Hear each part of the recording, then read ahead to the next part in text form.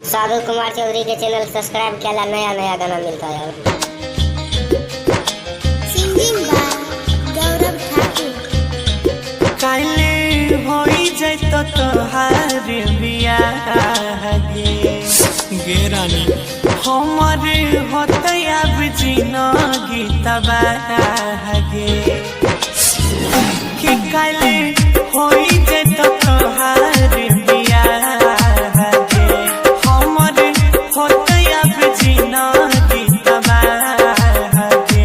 अपना माई बाप ले दी है आँख के तारा के जाने, अपना माई बाप ले दी है आँख के तारा के जाने। करो कर देवे तू तबे सा हारा के जान, हमें मरबयू हो है तई बेसा हारा के जान। कम से कम मरमयू बाबू ख्याल में रख ले। डीजे साधु कुमार चौधरी। शांति रिकॉर्डिंग स्टूडियो राजा मानसी। सुन ले रहरी हो तोरे याद में रात भर हम तो जागल।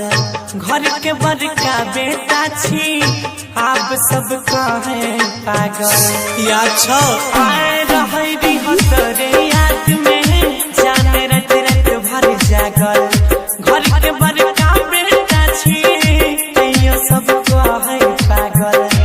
जिंदा रहलो पे है तई नहीं गुजारा के जाने, जिंदा रहलो पे है तई नहीं गुजारा के जाने। करो कर देवे तू तबे सा हारा के जान, हमें मरबयू हो है तई बेसा हारा के जान।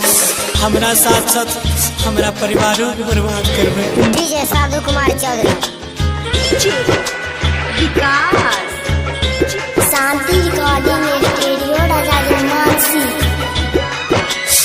तोरा में आ माय में इतनी अंतर रहे। तो दई रही खाना माई खिलबई रहे खाना। रहबे खुश सैया संग में तू केना रहते बेगाना। बोल के तो दई रही खाना माई खिलबई रहे खाना। रहबे खुश सैया संग में माई बाबू होते बेगाना।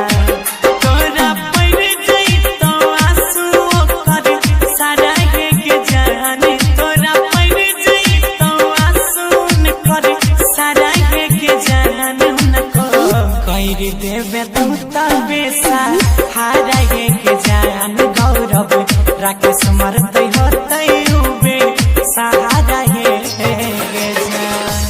हमरा माई बाप के कने कहूँ खुश नहीं रह। Recording by Ajay star Bihar. DJ Sadhu Kumar Chaudhary.